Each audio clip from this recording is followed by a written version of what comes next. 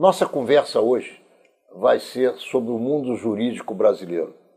Nós temos às vésperas, nós estamos gravando esse programa às vésperas do julgamento dos recursos impetrados pelo advogado do Luiz Inácio Lula da Silva, lá no Tribunal Regional Federal de Porto Alegre. E nós temos aqui conosco um dos diretores da OAB Rio de Janeiro, o nosso querido Luciano Bandeira. Ele é um civilista que conhece bastante da legislação nacional e vai poder nos ajudar a esclarecer uma série de assuntos sobre julgamentos que estão acontecendo no Brasil, que estão levando pessoas à cadeia e também delações premiadas, que não são muito a área dele, mas ele conhece o assunto e vai conversar conosco a respeito também disso. Luciano, é um prazer enorme receber você aqui em Menorá na TV. Muito obrigado pela sua presença. Eu que agradeço, Ronaldo. Estou muito feliz de estar aqui. Eu acho que vai ser uma grande oportunidade para a gente debater assuntos que estão tão atuais na sociedade brasileira e importantes também para o futuro da nossa democracia. Menorá na TV entrando no ar mais uma vez. Luciano, você começou falando em democracia. E eu pergunto, nós temos oportunidades, chance, possibilidades de perder conquistas democráticas que já alcançamos com esse embrulho em que o Brasil está involucrado? O retrocesso é sempre possível, Ronaldo, mas eu não acredito nesse momento. Eu acho que vai depender muito da conduta das instituições do Estado. Eu sei que nesse momento a gente tem esse imbróglio, como você falou, essa confusão, esses problemas todos no poder executivo, no poder legislativo, e o judiciário está se manifestando. Eu acho que o importante é que cada poder cumpra a sua função, mas democracia mesmo, ela só existe com a observância do devido processo legal. O direito de defesa, a oportunidade de que cada cidadão acusado do crime que for tenha a possibilidade de apresentar a sua versão, apresentar as suas provas, ter o seu advogado fazendo a sua defesa de forma ampla e completa.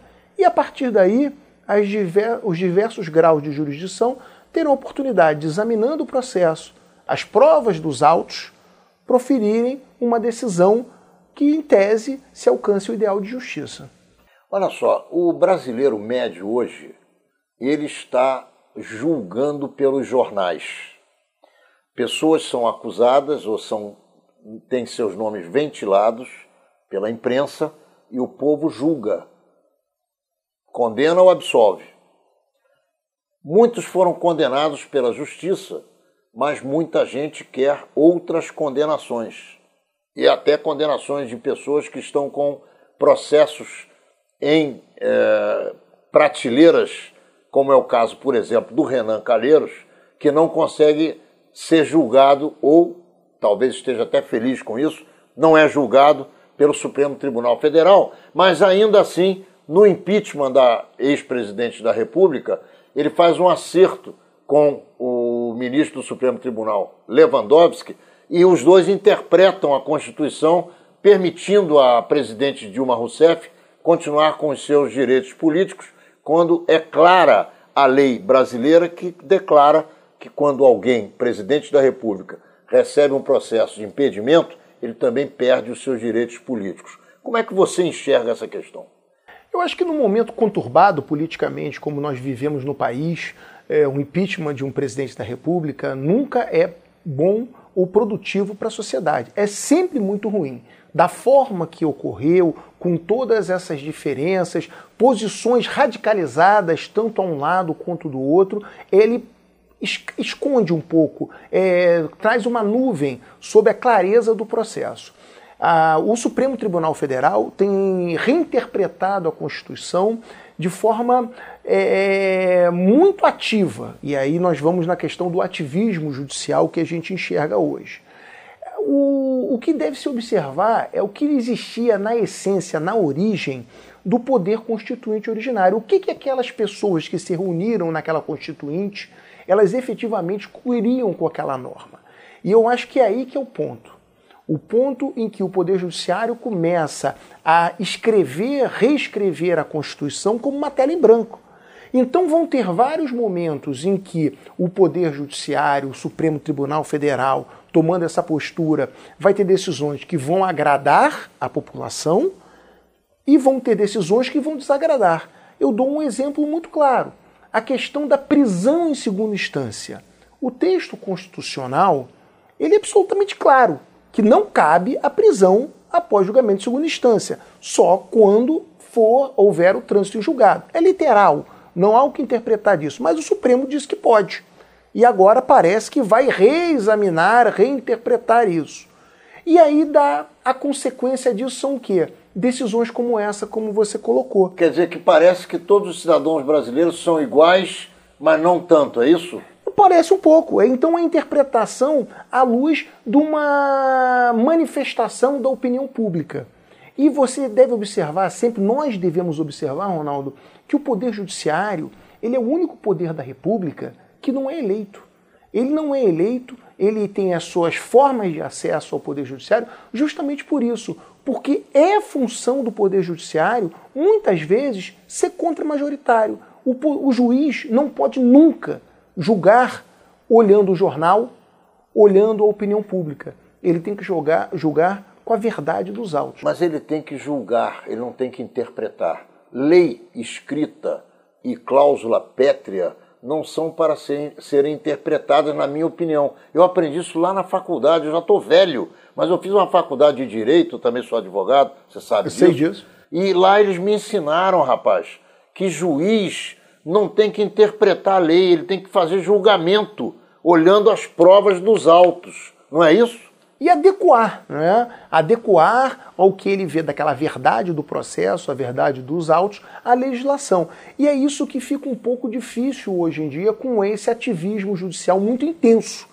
Não tô aqui pontuando que o Supremo Tribunal não deva se manifestar sobre questões relevantes, como existem hoje em dia, a discussão severa quanto à questão do aborto do anencéfalo, outras questões relativas à segurança pública, relativas à interpretação da Constituição, da vontade do Constituinte. Mas a gente tem que ver o seguinte, que não se pode ter esse ativismo judicial mobilizado e motivado por uma explosão da opinião pública, porque isso sempre leva a um processo que é contrário à democracia, sempre leva por extremismo, seja de direita ou de esquerda, e aí é autoritarismo. Luciano, eu não vou te botar numa furada, porque a vontade que eu tenho, e eu não vou fazer isso, mas se você quiser responder, eu topo, é perguntar a você o que é que você acha que vai acontecer amanhã. Mas isso é um exercício de futurologia que nós não devemos praticar porque não é uma coisa bacana. Mas eu quero saber de você o seguinte, muitos advogados hoje estão reclamando de que estão sendo considerados cúmplices dos réus da Operação Lava Jato.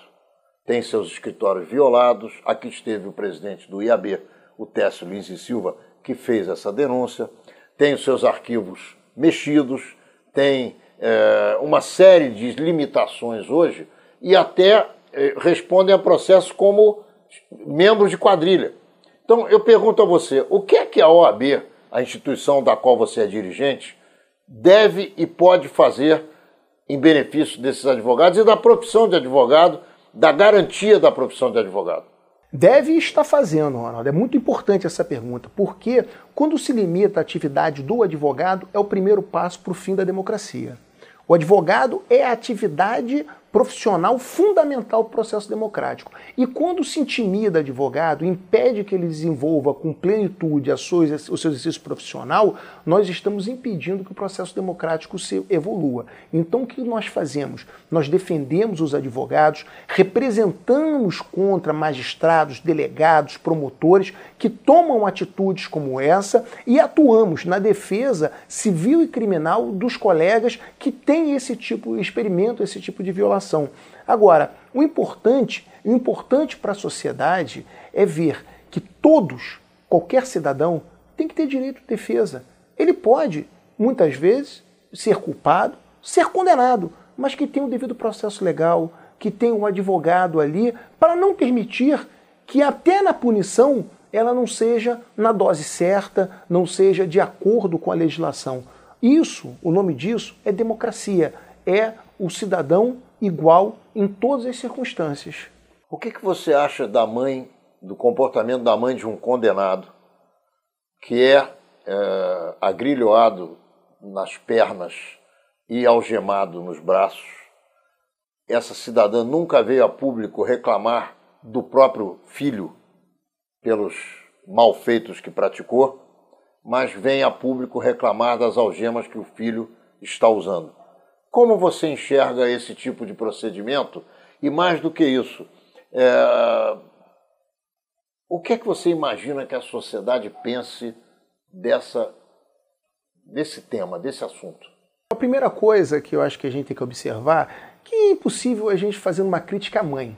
Mãe, a palavra já tem um significado absoluto. Uma mãe sempre vai ficar, por pior que seja o seu filho, com o coração apertado, com uma situação de muita angústia quando vê o seu filho algemado. Então eu acho que não adianta fazer críticas e ponderações acerca de uma mãe, da expressão de uma mãe.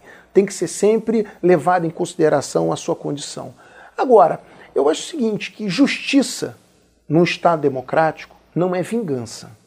Justiça é um instrumento de pacificação social, de um instrumento de organização da sociedade.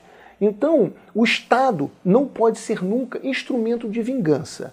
Eu acredito, não vejo necessidade, acredito seriamente, que não havia necessidade por todos os malfeitos, os crimes que parecem ter sido cometidos e que ainda não transitaram em julgados, nós podemos ter reforma das condenações. Não me parece que havia necessidade de ter uma pessoa, um criminoso ou um condenado, um réu condenado, sem decisão transitada em julgado, preso daquela forma, com algemas presas à cintura, com os pés algemados. Eu não vejo necessidade, eu vejo aquilo um instrumento de vingança e de satisfação de uma população que, com razão, se sente traída. Você acha que essa ação da Polícia Federal pode ser uma demonstração contrária às demonstrações realizadas por certos membros do Supremo Tribunal Federal que soltam quando a polícia e a justiça de primeira instância criminalizam, julgam e condenam? Você acha que pode ser uma espécie de demonstração pública de insatisfação? Eu acho que se é isso, eu não creio, eu espero que não seja, porque se é isso, é muito ruim. Agora, nós temos que levar em consideração que o princípio da sociedade, o princípio da democracia é a liberdade. Nós temos que avaliar como sociedade, de uma forma muito séria, essas prisões preventivas alongadas. Nós temos casos de, nessas operações, Calicut, Lava Jato, nessas operações espetaculosas, nós temos vários casos de pessoas que ficaram 6 meses, 8 meses, 1 ano presas e foram absolvidas. Em ambos os casos nós temos essa situação. O que se diz para um cidadão como esse, que foi preso, ficou esse tempo todo encarcerado, sem nenhuma condenação, e ao final o próprio juiz de primeira instância o absolve? E por que ele ficou preso tanto tempo? Porque isso é lei? Está na lei ou está sendo a lei, mais uma vez, equivocadamente interpretada? Eu acredito, tenho esse sentimento que a lei não prevê essas prisões preventivas de forma tão alongada. Prisões preventivas são instrumentos cautelares que têm que ser usados com muita parcimônia. Porque, é importante pontuar, não existe condenação, as provas não foram produzidas de forma plena e o réu, o cidadão, não apresentou a sua defesa. Então isso tem que ser levado em consideração, Ronaldo, porque senão nós perdemos qualquer sentido das garantias que estão na Constituição, que é a garantia de ninguém ser levado ao cárcere, ninguém ser levado à prisão sem uma decisão judicial transitada em julgado. Nós estamos encerrando o primeiro bloco de Menorá na TV com o diretor da Ordem dos Advogados do Brasil, advogado civilista Luciano Bandeira. Não saia daí, porque já já nós vamos conversar exatamente sobre essas operações Lava Jato, Calicut e por aí afora. Não saia daí, já já voltamos. Estamos de volta com o segundo bloco de Menorá na TV, que hoje entrevista Luciano Bandeira, diretor da OAB, a Ordem dos Advogados do Brasil, e advogado civilista. Meu querido amigo, estamos vendo no Brasil uma polarização entre os adeptos do lulopetismo e os adeptos da Operação Lava Jato, que condenou em primeira instância o presidente Luiz Inácio Lula da Silva, ex-presidente Luiz Inácio Lula da Silva. Amanhã, nós estamos gravando esse programa, e quando ele for ao ar, tudo isso já terá acontecido ou não. Amanhã será o julgamento dos recursos do Luiz Inácio Lula da Silva. Nós não sabemos o que vai acontecer. Mas você imagina que mesmo que haja 1 milhão de pessoas nas ruas, o que será a favor do Luiz Inácio Lula da Silva? O que será dos 200 milhões que não vão às ruas? Será que são aqueles que calam e por isso consentem ou estão de acordo com Lula? Ou seria exatamente o contrário? Que são calados, mas são contrários porque não foram às ruas. Qual é a tua opinião sobre isso? Ronaldo, eu acho que a primeira coisa que eu espero e confio muito é que o julgamento amanhã ele seja baseado exclusivamente nos autos do processo, nas provas que existem nos autos do processo, na defesa e na acusação. Que os magistrados, os desembargadores federais que vão julgar no colegiado, eles se limitem a observar isso, porque essa é a função do magistrado, julgar de acordo com as provas, de acordo com o que existe nos autos, mesmo que esteja contrariando a maioria da opinião pública. É isso que eu espero, como advogado, como dirigente da ordem e como uma pessoa que acredita e confia na democracia. Agora, o que a gente vê nesse momento de polarização, como você colocou, é que a verdade ela não surge nem num extremo nem no outro. A verdade ela só surge da vontade do povo, da população, naquilo que fica escondido nesses momentos de polarização, que são aquela verdade silenciosa. São as pessoas que muitas vezes não vão para a rua e também não se manifestam de forma ofensiva, mas também não se manifestam defendendo A ou B. Eu acho que essa é a verdade, essa é a média da sociedade, é o sentimento médio da sociedade. Eu tenho certeza que esse sentimento da sociedade, da sua maioria, desses 200 milhões silenciosos, eu acredito que esse sentimento é um sentimento de que ocorra a justiça dentro da Constituição, dentro da lei. E é essa, a verdade dos autos. Para que serve a OAB, meu querido doutor Luciano Bandeira? A OAB ela é a voz constitucional do cidadão. A OAB, apesar de ser uma corporação, uma instituição corporativa que defende e regula uma profissão, a advocacia, a ordem, diferente de todas as outras atividades, todos os outros conselhos profissionais, ela tem absoluta independência, não está subordinada a nenhum outro órgão de controle. E por que isso? Porque ela tem um compromisso com a sociedade e com a democracia, e ela tem que ter a liberdade na defesa desses valores. Ela defende o advogado, defende de forma muito intensa a advocacia, defende as prerrogativas do advogado, mas além disso, a ordem defende a sociedade. A ordem não é do partido A ou do partido B.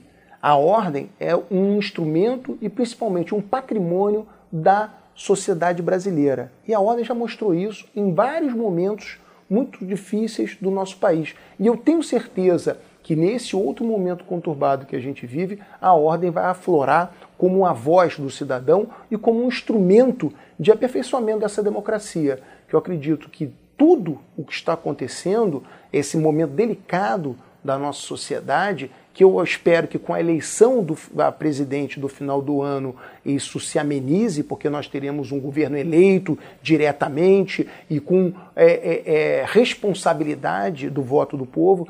Eu acredito que aí, a partir daí, a gente vai ter uma luz no fim do túnel. E a ordem vai ser um instrumento de apoiar a sociedade, apoiar a democracia, mas sem nunca esquecer a sua função de estar ao lado do advogado. Luciano, você tem 25 anos de profissão. Eu comecei no fórum do Rio de Janeiro, como boy de luxo, de terno, bonito, assim como você está, de gravata. Você não é um boy de luxo, você é um advogado de alta capacidade. Mas eu, quando comecei lá, eu tinha 16 anos de idade, e o fórum era como o antigo Maracanã. Hoje o Maracanã é uma outra história, e o fórum também é uma outra história. O Fórum do Rio de Janeiro, você hoje não tem tanta necessidade de ir, porque hoje as informações estão computadorizadas. Na nossa época era tudo no papel e no lápis. Eu pergunto, você pegou essa época do fórum em que você conversava com os oficiais de justiça, com os juízes, com os escreventes? Você é desse tempo? Eu sou desse tempo. Comecei ali quando a gente acompanhava com o escrevente o processo, cada escrevente cuidava dos seus processos e a gente fazia aquela ida diária ao fórum. O tour diário ao fórum. Também já fui lá o boy de luxo, né? Começamos como todos os estagiários, depois fui ser advogado, e eu acho que isso tem pontos positivos e negativos para a sociedade como um todo, mas que afeta a advocacia. O processo judicial eletrônico ele veio apresentado como uma panaceia que ia resolver a morosidade da justiça. Não resolveu. A justiça continua lenta demais. Os processos continuam demorando demais. E, na verdade, o que a gente vê é que o processo judicial eletrônico ele acaba apresentando um afastamento do advogado, do dia a dia forense e do acesso e do contato com o magistrado. É indispensável que o advogado esteja no gabinete do juiz para apresentar as suas razões, para explicar para o juiz aquele caso, porque muitas vezes o advogado é confundido como um entrave à justiça. Mas não, o advogado está defendendo o interesse de um cidadão e ele é o instrumento que pode facilitar e acelerar aquele processo, porque o advogado conhece aquele caso de trás para frente e de frente para trás. O juiz, o magistrado, no meio daqueles milhares de processos, olha rapidamente aquilo. Se ele atender por 5 minutos o advogado vai dizer: Excelência, esse caso é assim, assim, e a prova está nas folhas tais. O juiz vai lá olhar, realmente, vou resolver e vai dar sentença. O juiz vai ganhar tempo. Mas não é isso que a gente vê. Então eu não concordo com esse afastamento. Eu acho que a gente deve abraçar a tecnologia sempre, mas nunca perder o contato pessoal, porque sem a intervenção do advogado, sem intervenção humana, a gente não tem justiça. Justiça, ela não é prestada por fórmulas matemáticas, logaritmos, ela é prestada pelo sentimento humano. Então tem que ter sentimento, tem que ter o contato humano. Bandeira, você acredita que todas as instituições são dirigidas por pessoas que têm seus interesses privados? Eu acredito nisso. E nessa medida, os linchamentos acontecem. Porque você abre um jornal, o jornal cai de pau em cima de uma figura. Sendo culpada ou inocente, a figura já foi condenada. Qual é a saída para isso? Eu acho que a saída para isso é ter a clareza. Eu acho que quando um órgão de informação ele é honesto, é claro, não tem problema ele ter opinião. Ele tem opinião, ele diga que tem opinião. Mas ele tem que dizer que tem opinião. O errado é não dizer. Aí é errado. A partir do momento que ele diz a minha opinião é essa e a minha linha editorial é dessa forma, eu não vejo problema nenhum, até porque isso é muito comum nas democracias mais evoluídas. Você tem na França, nos Estados Unidos, na Alemanha, na Inglaterra, você tem um jornal que é um jornal mais progressista, um jornal mais à esquerda, você tem um jornal conservador, você tem aquele jornal que é mais de centro, mais liberal, e você tem de forma muito clara, todo mundo sabe o que é. Eu acho que isso que é importante, isso que é democracia. Não tem problema ter opinião, mas tem que saber o que é. Luciano Bandeira, você é presidente da Comissão de Prerrogativas do Advogado da OAB. O que é que significa essa comissão? Eu já soube que você é o cara da queda de braço com os juízes, e eu pergunto a você também como os juízes reagem ao teu trabalho nessa comissão. Às vezes nós não somos compreendidos. O que é prerrogativo do advogado, aí é uma colocação que fica ruim às vezes para as pessoas entenderem. A prerrogativa não é do advogado, a prerrogativa é do cidadão.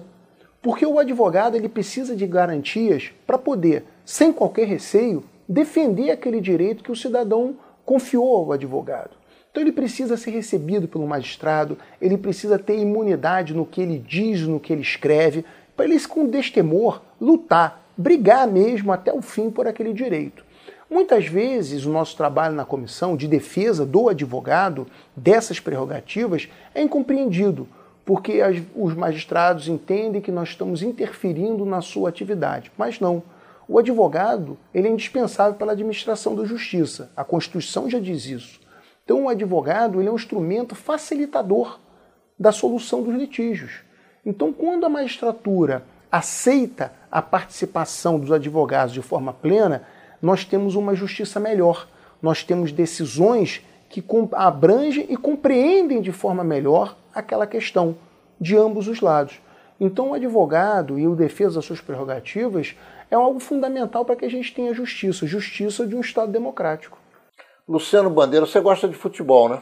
Gosto muito. Como é que você vê o futebol brasileiro depois da derrota de 7-1 para a Alemanha na Copa do Mundo de 2014? Nós vamos entrar agora no período pré-Copa do Mundo de 2018 na Rússia. Você está animado? Eu estou animado e posso dizer que aquele 7-1 é algo que ninguém nunca acreditou, né? Foi uma tragédia brasileira. No Brasil, tomar de 7 da Alemanha foi uma coisa muito ruim para o futebol brasileiro. Mas eu acho que o futebol brasileiro ele tem a capacidade de se recriar, de se reinventar. Eu lembro muito que meu pai contava da história da Copa de 66, quando não foi uma vergonha tão grande, mas foi uma vergonha. E o Brasil, na Copa seguinte, foi em 1970, com aquele time maravilhoso, foi campeão. Eu acredito nisso, eu acho que houve uma renovação, eu acho que o Tite, como técnico da seleção, ele conseguiu mostrar algo novo, que a gente estava precisando no futebol brasileiro, conseguiu encaixar peças, nós tivemos uma boa renovação, uma juventude, jovens jogadores muito promissores. Então eu estou muito esperançoso mesmo. Luciano, e o teu Flamengo, que também é meu? Estou muito animado, eu acho que nós temos uma nova geração, uma garotada que está mostrando que joga bola, que tem sangue rubro-negro, e eu estou muito feliz com a vinda do Carpegiani. Eu acho que o Flamengo ele só vence quando tem a maioria de prata da casa no time e com o técnico da casa. Então eu estou muito esperançoso. Ô, Luciano, no Brasil nós temos algumas premissas que acabaram se entranhando no coração da população e que são utilizadas às vezes por aqueles que têm mais poder em detrimento daquele que é menos favorecido. Uma delas é aquela questão do sabe com quem você está falando. E a segunda é a questão da lei do Gerson, aquele que quer levar vantagem em tudo. Uma é fabricada e praticada pelas autoridades e a outra fabricada e praticada pela população. Você tem encontrado nessa queda de braço com os juízes muito do que eu acabo de dizer, sabe com quem você está falando?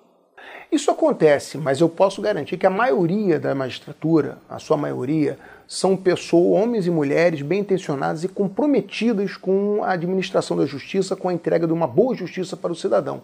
Mas lógico que isso acontece, existem esses pontos fora da curva. E nesses casos extremos, a nossa atuação, muito firme na defesa do advogado, causa um confronto, um conflito, muitas vezes, com essas autoridades. Você precisa ver, Ronaldo, como é ruim e como a gente está atrasado em certas coisas. Você sabe que no Brasil ainda existe hoje em dia o crime de desacato, que é um crime absolutamente relacionado a um Estado ditatorial, autoritário. Por quê? Não existe autoridade. Existe um cidadão que está exercendo um cargo público, uma função de Estado, administrando a justiça. E o respeito que se tem que ter é ao Estado. Não deveria existir numa democracia o você sabe com quem você está falando. E cada cidadão tem que ter a liberdade de dizer o que pensa a quem quer que seja. Então nós temos esses anacronismos da nossa legislação e a Ordem dos Advogados luta muito contra isso. Na próxima semana nós teremos um encontro para debater essa questão do desagravo em Brasília, no Conselho Federal da Ordem, e eu estou muito confiante que a gente vai acabar com esse monstro pré-histórico que ainda está ali na legislação brasileira. Nós estamos encerrando o segundo bloco de Menorá na TV com Luciano Bandeira, ele que é o presidente da Comissão de Prerrogativas dos Advogados na Ordem dos Advogados do Brasil, onde ele também é um dos diretores mais atuantes. Já já voltamos com o terceiro bloco de Menorá na TV e o nosso advogado do dia, Luciano Bandeira. Já já voltamos. Estamos de volta com o terceiro bloco de Menorá na TV e Luciano Bandeira, dirigente da Ordem dos Advogados do Brasil. Ô Luciano, com tanta gente contra os advogados no Brasil hoje em dia, o que é que você espera do futuro da advocacia? Eu acho que a gente vive um processo equivocado de criminalização do exercício da profissão. A gente tem que entender que todo cidadão ele tem que ter o direito à defesa, porque senão nós não somos uma democracia. Como eu falei no início, a justiça do Estado não é vingança. Se fosse vingança, não era justiça. E o advogado sofre esse efeito, porque ele está exercendo a sua profissão. Ele está defendendo um cidadão que muitas vezes é culpado, mas ele tem que ter o direito de defesa. Porque o processo penal, o processo criminal, e um sábio uma vez falou, que ele deve ser construído da forma de que você, que nunca cometeu crime nenhum, gostaria que fosse julgado se fosse você o réu. Aí nós temos um processo justo. Isso que muitas vezes as pessoas esquecem. Então a gente passa por esse momento de criminalização. E eu acho que a função da ordem, além de defender de forma muito firme o advogado, a função do advogado, a importância do advogado, ela tem o dever de interagir com a sociedade para esclarecer, para mostrar isso. Mostrar que o advogado ele não pode ser confundido com quem ele está defendendo. E que a função do advogado ela é muito importante para que se tenha efetivamente democracia, Estado democrático. Não são palavras vazias, são palavras que garantem o ir e vir do cidadão, que garantem que você, um dia, dirigindo um carro à noite, numa estrada, sofra um acidente ou participe de um acidente, atropele alguém e você tenha direito a um processo justo, que você não vai ser condenado pela imprensa antes das provas serem apresentadas, antes que você possa demonstrar a situação que estava e que você não teve uma culpa, você não teve o dolo, você não teve a vontade da consequência do que aconteceu. Então é assim que deve ser. Isso é confundido, mas nosso trabalho é esclarecer e defender.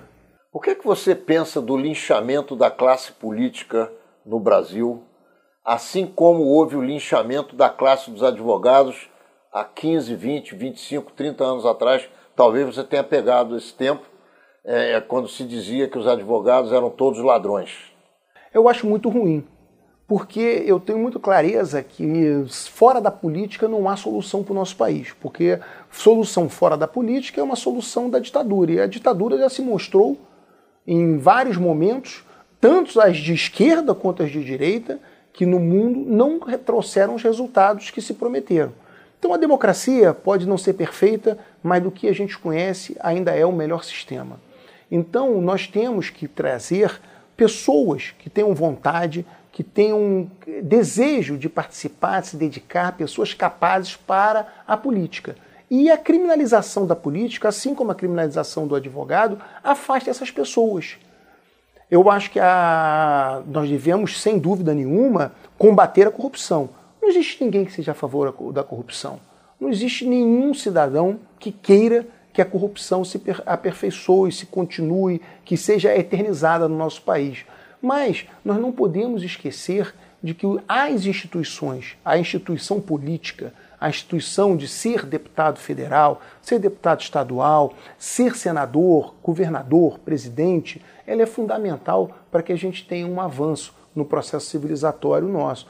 Então, eu fico preocupado, mas eu estou muito esperançoso, Ronaldo. Volto a dizer o que eu falei em outros momentos. Eu acho que o Brasil ele tem a possibilidade, nesse momento, de reconstruir o processo político, reconstruir o processo do executivo, o processo de gestão do Estado, e é uma oportunidade que a gente não pode perder, mas sempre dentro da lei, sempre respeitando a Constituição, o direito de defesa e o devido processo legal. Você considera que nas próximas eleições de outubro de 2018, nesse ano, quando nós, o povo brasileiro, vamos eleger governadores, deputados estaduais, deputados federais, senadores e presidentes da República, você acredita que vai haver realmente uma reciclagem da classe política ou, ao contrário, você acredita que personagens jurássicas como essas que estão vindo às redes sociais pedindo que não haja condenação para o ex-presidente Lula, porque efetivamente ele deve ser julgado pelo povo fora dos processos, como se a justiça fosse uma mera brincadeira ou uma vontade de meia dúzia de pessoas dentro do país? Você acha que essa gente volta? Você acha que vai haver renovação? O que você espera do eleitorado e das próximas eleições de 2018, hein? É o que eu espero, que nós tenhamos um amadurecimento. O Congresso, o Executivo, os cargos políticos, quando a gente elege de forma direta, ele é um reflexo da própria sociedade. Não podemos negar isso. A pessoa que é eleita, que está exercendo o cargo público, ela foi através do voto.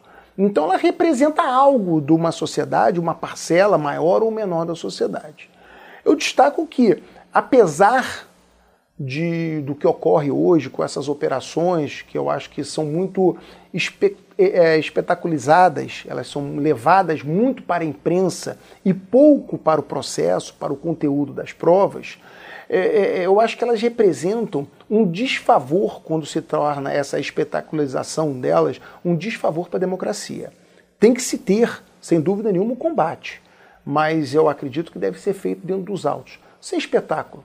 É muito estranho, né, que sempre que vai ter uma operação, a televisão está lá a postos para fazer a gravação daquela operação. Isso é muito ruim para a democracia. Agora, acho também que não pode se esconder, se colocar as coisas debaixo do tapete. Eu acho que as coisas têm que ser claras, têm que ser transparentes, têm que ser mostradas para a população, na forma dentro de um sistema que observe a defesa, que observe o devido processo legal. Agora, renovação, ela só vai haver se nós tivermos instrumentos que estimulem pessoas bem intencionadas, pessoas preparadas, com capacidade, com conhecimento no país, que passem a disputar as eleições. Se não tivermos isso, serão as mesmas pessoas que continuarão disputando as eleições. O povo brasileiro, Luciano, não vai mudar de janeiro do Réveillon para o dia das eleições. E é esse povo que tem eleito essas figuras todas que vai continuar elegendo alguém, que na minha avaliação serão as mesmas figuras. Eu não vejo com bons olhos ou com boa vontade, porque eu acho que isso não vai acontecer, a ideia de que vai haver profundas mudanças. Acho que isso não vai acontecer. Mas isso é uma opinião de futurologia minha. O que eu pergunto a você é se você acha que um povo que tem produzido o que nós temos produzido está capacitado para enfrentar o futuro. Eu acho que a gente nunca pode duvidar do povo, da sociedade. A voz do povo é a voz da razão, né? A verdade que vem das ruas. O Edson Arantes do Nascimento foi linchado porque há 40 anos atrás disse que o povo não sabia votar. Será que ele estava errado? Eu acho que sim, porque não é o povo que não sabe votar. Eu acho que muitas vezes os candidatos que se desviam do que foi prometido na eleição é que traem o povo. E o povo, ele é inteligente, ele aprende. Agora, infelizmente, a democracia é um processo lento, doloroso de construção. Nós não podemos nos comparar a democracias maduras que elegem o presidente ou seus representantes há 200 anos. Nós saímos de um período ditatorial e nós estamos aqui no mais longo período de democracia do nosso país. Então nós somos uma democracia muito jovem, que está aprendendo, está engatinhando ainda. Mas eu tenho confiança que o povo vai sempre escolher e aperfeiçoar as suas escolhas. Eu não sou pessimista quanto a isso, não. E eu acho que contrariar o povo é você contrariar um pouco a democracia. As montadoras de automóveis, elas, vez ou outra, anunciam na imprensa um instituto chamado recall, que é uma palavra americana ou inglesa, que quer dizer que eles estão chamando o proprietário de determinados veículos para chegar autorizado e trocar peças que foram consideradas mal colocadas no carro ou fabricadas de maneira equivocada. O recall na política seria um instituto espetacular, porque o sujeito prometeu uma porção de coisas, não cumpriu, ele pode ser retirado do cargo imediatamente. Como é que você vê essa questão? Eu sei que nos Estados Unidos existe o recall, em alguns estados existe essa possibilidade do recall. Eu acho que é uma experiência que deve ser observada, estudada, mas pode trazer também instabilidade. Porque a gente não pode deixar nunca que a questão do recall, como é a questão do impeachment, que é um instrumento também de retirada em razão de crime, de responsabilidade, a gente não pode confundir esses institutos com uma posição política momentânea, uma estrutura de composição de poder. Eu acho que o principal problema, na minha avaliação, do sistema político brasileiro, ele deve ser visto na forma que se elege, na correlação dos instrumentos de eleição. Eu acho que o sistema proporcional existente hoje no Brasil, que você vota em João e elege José, que é um sistema que está viciado. Eu acho que o avanço da democracia ela começa por observar isso, observar a forma como o parlamento é eleito. E aí que acontece muito o que você estava dizendo, Ronaldo, que o povo às vezes é enganado no processo eleitoral. É sim, porque ele vota em um candidato específico, mas aquele voto dele é utilizado para eleger alguém que ele não sabe nem quem é. Então eu acho que o primeiro passo é rever isso. Rever como essa eleição, o processo eleitoral é feito. E aí a gente vai começar a caminhar. Eu acho que esse é o primeiro passo. Vamos falar um pouquinho da mulher na advocacia. Temos brilhantes advogadas mulheres e a própria presidente do Supremo Tribunal Federal, Carmen Lúcia, faz parte do grupo de mulheres brasileiras. Como a OAB encara o crescimento e o desenvolvimento das mulheres na advocacia? De forma muito positiva e de forma muito feliz. Hoje as mulheres já são praticamente a metade dos advogados no nosso país e eu acho que é um momento de afirmação das mulheres. Nós discutimos tantas coisas importantes, como está em discussão hoje, com muita visibilidade, a questão do assédio. Aí discutimos as questões quanto à remuneração das mulheres, que exercem os mesmos cargos, as mesmas funções e recebem menos que os homens. Então eu acho que nós estamos num momento muito bom para as mulheres e eu acho que a função da ordem é ajudar isso e afirmar.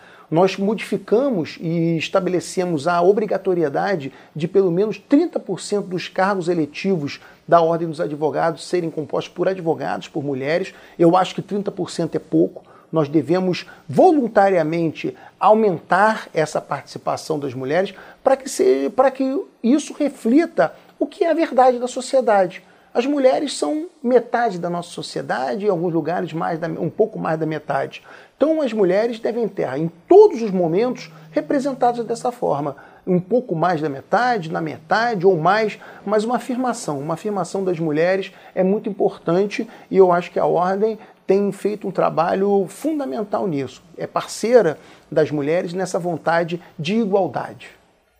Meu querido Luciano Bandeira, nós chegamos ao final, infelizmente, dessa nossa conversa, que poderia se estender por horas e horas, e eu quero te oferecer as nossas câmeras e os microfones, mas não sem antes te agradecer a tua presença aqui entre nós, que abrilhantou o nosso Menorá na TV. Quero te oferecer as nossas câmeras e os nossos microfones para que você se despeça dos nossos telespectadores, fazendo suas considerações finais. Bem, Ronaldo, eu gostaria de agradecer, muito feliz em estar aqui, aos telespectadores do Menorá na TV. Eu acho que é muito importante esse espaço de discussão, de um debate franco, para que a gente possa apresentar as ideias. Agora, o mais importante é levar para vocês esse sentimento de democracia, num momento tão difícil do nosso país, um momento que vai transformar e que vai nos levar para o futuro. Eu acho que a gente não pode nunca deixar de ser otimista e ser, cada um instrumento de construir um futuro melhor. Menorá na TV entrando no ar mais uma vez na quinta-feira que vem, às 10 horas da noite, pelo canal 6 da NET. E também em todos os dias da semana, nos horários que você já se acostumou a nos assistir, mas que você, se não se lembra, pode conferir aqui embaixo da telinha. Nos vemos lá.